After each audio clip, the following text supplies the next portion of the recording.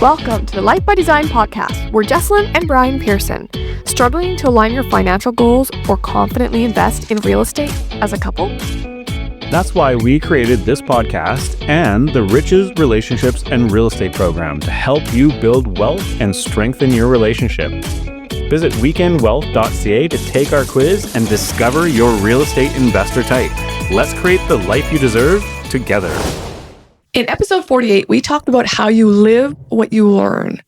Knowing what we know now, today we're going to talk about what we would have done differently. And so rolling right in here, the first thing we would have done is we would have gone bigger sooner. So we've shared our stories on different episodes where in 2017, Brian came home from work and said he can't handle any more properties. And that's when I signed him up to take an investment course or work, go alongside Real Estate Investment Network to just expand his network and his access to knowledge and what's possible. And that's when he came home and realized he could do a lot more than he realized. Yeah, you don't know what you don't know. That's really what it came down to. So when I got into the room full of people who were already doing it and already much, much further down the path than I was, and realizing how easy it seemed to them, you go, oh, okay, like, you know what? Maybe I can do this too. And I definitely wouldn't have got there without those people and them sharing their stories and showing me like there's a bigger, better path out there.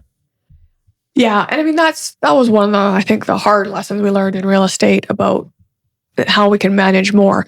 But once we got over that hurdle through life since then, there's been times where both you and I have had a lot on our plate, not necessarily at the same time, and went just like, I'm like done, stressed to the max, can't do anymore.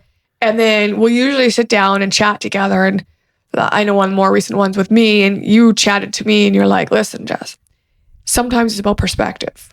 Let's look at the situation and check out your perspective from where you're in this box. And then I'll show you what I see outside the box. And then you can take it from there. And I was able to just kind of release, let go, and realize it wasn't as bad as maybe because when you're in it, that's where the struggle is, when you're in it. And when I pulled myself out, when you helped me, I was able to see, oh, wait, okay, I can actually do more. And this wasn't quite as bad as it seemed. Yeah.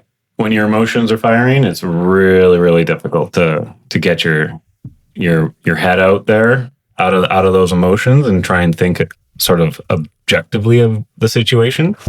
And I find that that's a problem with everybody in the situation that you were talking about. There's a subjective experience, like what am I feeling, and how do I think this is acting upon me? And then there's the objective experience, where you tell me all your problems about this particular situation that was going on. I'm like, well, actually, this is the way that it really is, right? And then that allows you to kind of just see it from a different perspective, an objective perspective. And then you end up gaining power over that situation, and then it doesn't affect you anymore. Exactly. Yeah.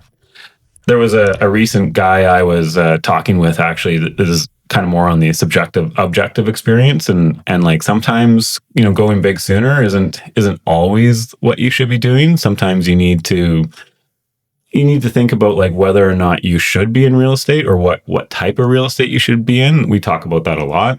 What's your real estate grit? What's the drive that you have to do real estate? But this guy I was talking to, he's doing exceptionally well with a particular multifamily building. So objectively, he's doing phenomenal. He's showing me all his numbers. He's telling me how he's running it. And subjectively, he hates real estate. And so like he thinks it's the worst thing ever. And so maybe he should have thought about that a little bit sooner into his path. But when it comes to that kind of stuff, you should really think about like whether or not you're actually doing well, or whether you think you're doing well. You gotta really get someone out there to reflect on that and see if you're taking an objective perspective versus a subjective perspective.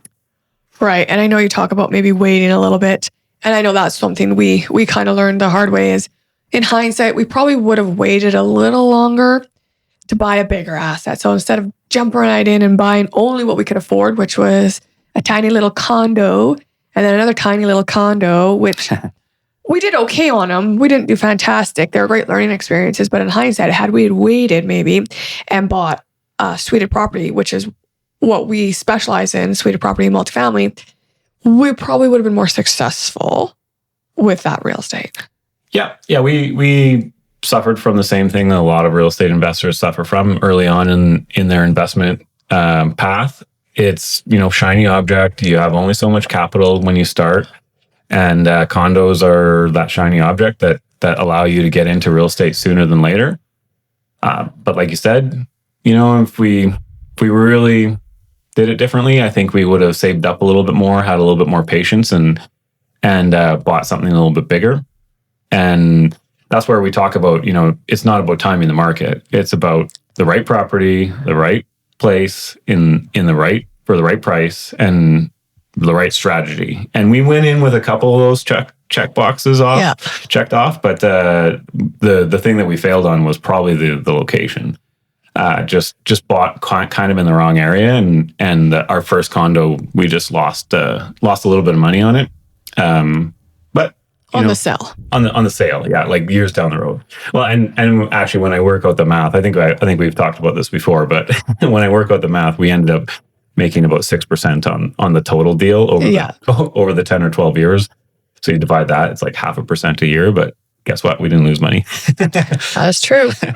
Not a great real estate investment, but imagine now if we had waited just a little longer and bought something like one of our suited properties, then man, that money would have multiplied numerous times over those 10 years. So that's kind of what we're talking about is, maybe wait, go a little bit bigger, and that way you're not like kind of retroactively trying to make up for some losses. Absolutely. And I think part of that finds us rolling into our second takeaway, which is find mentors and training. So we were investing in real estate for 8 years before we found the real estate investment network that I signed you up for. Mm-hmm. So think about that. 8 years we did real estate on our own, learning our own lessons by mistakes, literally trial and error. We didn't even think about finding a network or a group or mentors or trainers or anyone who could support us. But when we decided to do multifamily last November, we hired a coach first and then bought multifamily. Yeah. We had already, suffered enough bumps and bruises in real estate by that time that we knew we weren't going to do it on our own this time. Yeah. And it is crazy to think like 8 years, we went and didn't have even a group that we belonged to. Yeah. And that's, again, going back to like, you don't know what you don't know. And that's part of why we wanted to put this episode together is we made all these mistakes, and we hope you're listening and are hearing all the mistakes that we've already made so that you don't have to make those mistakes. And hopefully we're showing you something that you can now know and avoid it. But back then, yeah, we didn't know what we didn't know. And so we walked right through it, unfortunately, into those mistakes. Yeah, and I think we were lucky that in the sense that you and I were on the same page when it came to like real estate and investing, because we not only did we not have any kind of a networking group or a support group to help us understand what we're going through, we just decided, hey, let's do real estate and invest in it. But we didn't have any mentors. We didn't have any family who had done it. We didn't have any friends who have done it. So our circle of influence knew nothing about what we were doing. It was more of like, oh, okay, that's cool. Or, oh, wow, that's a lot of debt. Or, Are you sure that's the right move? Or like, you get a lot of naysayers and they mean well, they're trying to protect you. But if they haven't done it, their advice is not worth listening to. And that's why we recommend getting yourself into rooms full of like-minded people as early as possible. Yeah, our family and numerous other people around us, because they hadn't done it, they, unfortunately humans, when we're in an ignorant state, like, and we don't have the knowledge, we tend to fear it. And so because of that, if you are surrounding yourself with people who are not doing what you're doing, you tend to have a lot of fear around you because they don't understand what you're doing. And so they just naturally distrust it. And even if they don't distrust it and they trust you, they just simply don't understand it. Because I know I had a conversation with my sister recently, and we were telling her about the multifamily that we had taken on, and I threw out a number and it had $1 million in it. And she was like, "What? Like, how is that even possible?" And but she didn't see the years of other real estate that we were building up to get to that $1 million plus property, where, you know, for her, it didn't make any sense. Like, she couldn't even conceive the fact that you can buy a million and a $1.6 million property in this particular case. She couldn't conceive it because for her, she'd never done it. So even though she understood that we were doing it, she didn't understand what we were actually doing. Yeah. Yeah. And that can be hard if that's what your circle of influence is people who just don't understand. So they can never get to your level. And it makes it kind of awkward or uncomfortable sometimes to talk to them about it, because firstly, you know, they don't understand what you're talking about. So it's not going to really go anywhere. They can't celebrate with you because they don't understand the win of it, because they don't understand the whole concept of it. So then you just kind of keep it to yourself, which is okay. Like, keep things to yourself, but it's really nice to also share when you're going through things like this and celebrating your wins. So that's why I say, I think it was great that you and I were on the same page, because I know a lot of couples aren't. And it's one partner generally who's climbing the investment train of real estate, and the other one who's usually head in the sand, doesn't get it, creating the fear, putting up the roadblocks, and it can make it even harder. Yeah. And I think that's where, you know, mentors and training come in, is that education goes both ways, right? Sometimes you will find that you need to go out and get the education, and sometimes you might find that you are the one educating. When it comes to your partners or, like, you know, family, whoever it is, they might not understand right away, but, you know, have enough casual conversations with them that they start to understand. They might not ever do real estate with you, but they will at least, you know, remove the fear of what you are doing. So, you know, your mom and your dad obviously they want the best for you. they're gonna try and protect you as best as they can. Yep. And they might, like, naysay you against real estate. But if you have the conversations with them so that they understand what you're doing, then it just puts them, you know, at ease, and it takes away the fear. Absolutely. And along that same vein, something I would have done sooner is work on my money mindset. And I know I've talked about this plenty of times, where I didn't come from money. And so I had a poverty mindset. It was save, save, save. Don't spend, don't spend. And I carried that into my early 40s before I actually took a weekend course strictly on money mindset. And, you know, where you dig into the root of where it comes, your ancestors, your upbringing, your family, your history, and you look at what you're doing today, and are you repeating what you learned from the past, and is it serving you today? And when you walk through all that and you actually overcome it, and like I did, I became a mindset of abundance. It's a huge shift in how I saw money, how I made money, how much money flows into me, what I do with my money. But I mean, I was in my early 40s when I got there. Like, imagine I could have done that when I was in my 30s or even my 20s, right? So I would highly recommend working on your money mindset, whether that's just finding books, a course, a mentor, whatever it is. Lots of information on the internet. There are ways to learn about it. And I would highly suggest you work on that before you work on any kind of real estate investing. Yeah, exactly. Real estate investing is a skill that you can learn, but it's not what I'm going to call a transformation, like money mindset. Yeah. So you when you work on your money mindset, you are fundamentally changing who you are. And that will show up in real estate, that will show up in your family, that will show up in, like, all kinds of different places, and affect your life on a universal level, rather than just like real estate and money and your wealth. It's super, super important because it's such a ground level concept to work on. Like you said, go find which way you can do it, books or people or courses. It will create the groundwork and the foundation for anything you want to build, whether it's real estate or whatever else. Yeah. And if you can do that with your partner, even better. Because I know we took that course together. And even though we came from different backgrounds and we had different money mindsets, even back then, we were able to at least understand where each other came from and why it was the way it was and the way it looked for us. And then we could support each other going forward as we're building and changing our mindset. And we bring that into our household. We speak openly about money. We buy our kids books on money, how to make it, how to invest it. And it's a common conversation in our household because we want them to have the abundance mindset and the growth and the investment mindset and to realize they can have anything they want in life, but they got to make the smart choices to get there. Yeah. And you might not think that your kids are listening to you, but they're listening to you. So be careful. Be careful about what you say. If you do have a money mindset where maybe you have some poverty around your mindset, and you do need to go to a course, and you need to personally read books to improve that, do so, because you might think you're hiding it from your kids, but guess what? They're learning from you, and the more broader and more robust of a money mindset that you can have will translate down to your kids. Yep, they are watching you. Yep. And that's going to roll into our third takeaway, which is to protect your money.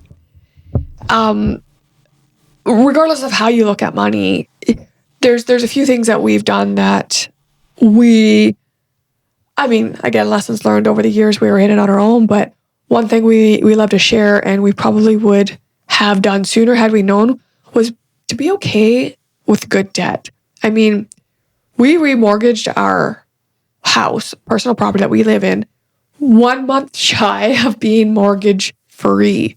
Like, firstly, that's how long we waited to remortgage, but also it shows where our mindset was. Like we're kind of raised, pay off your mortgage, be debt free. We were there. And then we learned some new tools and new ways and went, wait a minute, let's remortgage our house, pull it out, buy some investments and have those pay us. Mm-hmm.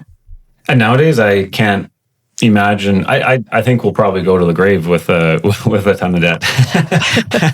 Like good debt though, just like you were saying. So, good, and just for the audience out there, good debt is basically debt that you've used to generate an income or an investment of some sort. So the debt is both covered and it is paying you in some way. Bad debt is anything where you now have to actually put more effort and time in to pay off that debt, where it is not covered by anything and it is basically it's a liability and not an asset. So for us, we took the money from our primary residence, went out and bought 3 different properties. And through doing that, whatever extra interest that we had on the debt that we had borrowed back from our primary residence was covered by the rental properties. Yeah. So even though we would have been debt free and not had a primary mortgage, because we bought 3 real estate investments, our actual expenses went down. Just like as if we had paid off the mortgage, even though we were now paying even more on our mortgage. So we have that equalization of our personal expenses, but then we have now all these other assets growing and paying us as well. Yeah, and we used pretty much the same $200,000 mm-hmm. buy almost all our real estate. We recycled the money. We took it out of our house. We bought properties. We refinanced those, took it out of those houses. We bought more properties, and we just keep doing it, even into our multifamily. Yep. Now that $200,000 that we initially invested, it turned into a $2 million portfolio, and now it is growing, and now we're changing that into about a $4 million portfolio. And in about 6 months from now, of the recording of this podcast, we will be recycling that again, and it will turn into an even larger portfolio on the next purchase. So you can just keep moving that dollar forward through some real estate techniques, and we won't get into them in this episode. But that's one of the things I love about real estate, is that you can take a dollar and you can keep multiplying it over time until your dollar is now $10 that can be used towards creating $100, which can then be used to creating $1,000 and so on, right? Yeah, one of the biggest powers of real estate. Yep. That same 200,000 now worth 4 mil, right? And like you said, we'll reinvest it in about 6 months and probably closer to 6 mil. And we just keep using, we're not like working harder, earning more money to buy more real estate from a job perspective. Like if it's a 9 to 5, our work is going into our real estate to pull out and keep recycling that money so we don't have to work harder to make more money. Yeah. And I kind of feel like, I mean, some of this is based on experience, but now that we are more experienced real estate investors, it feels like we're actually working less but producing more. So eventually, it won't happen to you right on day one, but eventually that dollar will keep multiplying further and further and further into the future, where it will get easier, right? The same amount of effort that used to generate $1 for you is now going to generate $100 for you. Yeah. And the sooner you can make your dollars work for you, the better. Yep. Time is your best friend. Absolutely.